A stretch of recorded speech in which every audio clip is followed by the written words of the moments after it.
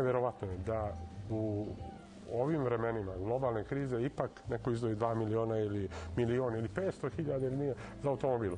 Evo ja ću napraviti jednu malu hronologiju auta koje sam ja vozio. Počeo sam za očevom zastavom 101. Pa sam napravio strahoviti skok sa jednom Jugo Floridom, to je bio fenomenalno.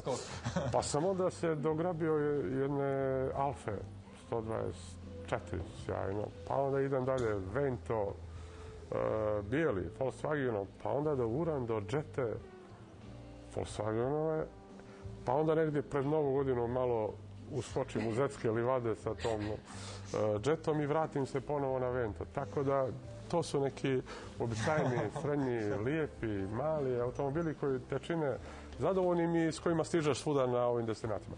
Imamo još jedan nevjerovatan slučaj da često ovi mladi ljudi uvoze automobile, kupuju, koji objektivno nisu za ove puteve. Hrvatska je napravila sjajne autoputeve, pa i ni tamo nema tih ludorija sa brzom vožnjom. Mi ovdje nemamo puteve za ove bijesne automobile. Naravno, odgovorit ću na vaše pitanje.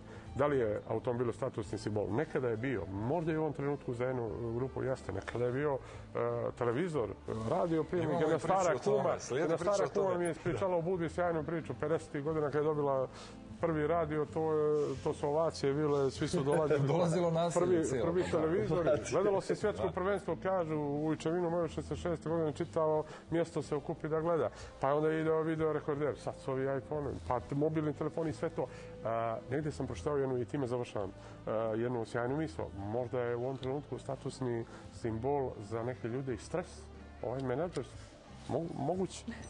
To je sa sociološkog aspekta bi otvorili tu priču. Ne znam koji simbol kog statusa, ali da vidimo mlade ljude kad su automobili u pitanju. Ja sam htjela pitanje za sva tri gosta. Da li je saradnja sa novinarima nešto što stvarno želite ili ono što morate? Pa ajde realno sada pričamo. U ovoj mojoj branši, a pretpostavljam u branši uvaženih ostalih gostiju, je taj public relation vrlo značajan. Onaj ko se u mojoj branši posvađa sa novinarima, debelo je nadrljao. Bolje da napusti branšu. Također iz nekih drugih javnih profesija, apsolutno treba da postoji jedna komunikacija korektna. Naravno, profesionalizam je najbitniji i od strane novinara, ali i od ovih ljudi koji daju te informacije.